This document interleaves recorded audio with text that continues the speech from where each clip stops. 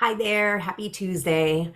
So yesterday, for many of us, we heard about the eclipse, right? There was a total eclipse over here on the East Coast and all that kind of stuff. And so it just got me thinking about perspective, how the same exact thing can be happening, like, millions of miles away in the sky, right? The sun is doing what it's doing, the moon is doing what it's doing, the earth is doing what it's doing, like everything, the functionality and the shifting of what happened yesterday to make this eclipse is this. It's just one singular thing. The moon got in the way of the sun, right, according to our perspective.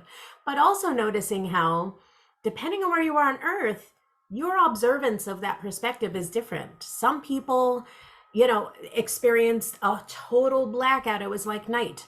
And some people didn't notice anything at all because it didn't impact their side of the world or their part of the world, or the coverage was so much that unless you use special glasses you didn't even know it.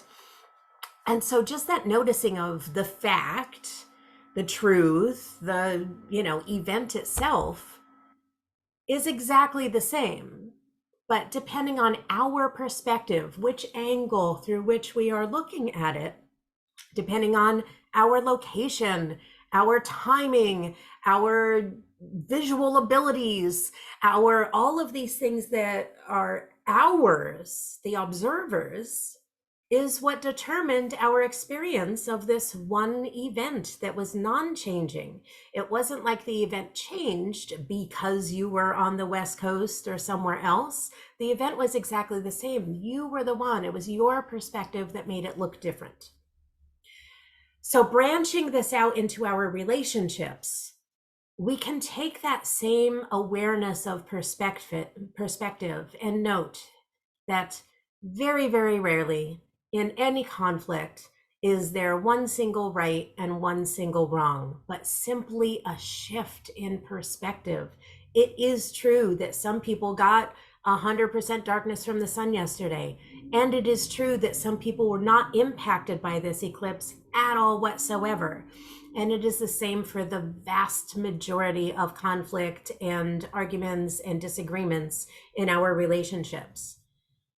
It really is about the perspective itself. So if we can release the need to be right, or if we can release the need to, defend ourselves, and we can look and try and shift perspectives, try and see what the other person might possibly see, or even just listen to them when they are explaining their perspective, we might be able to come to a different type of agreement, something in the middle, something of a third perspective that can be beneficial for everyone, or even changing our own perspectives themselves. If we see, are able to shift our own perspective, we might be able to see some value in what someone else thinks.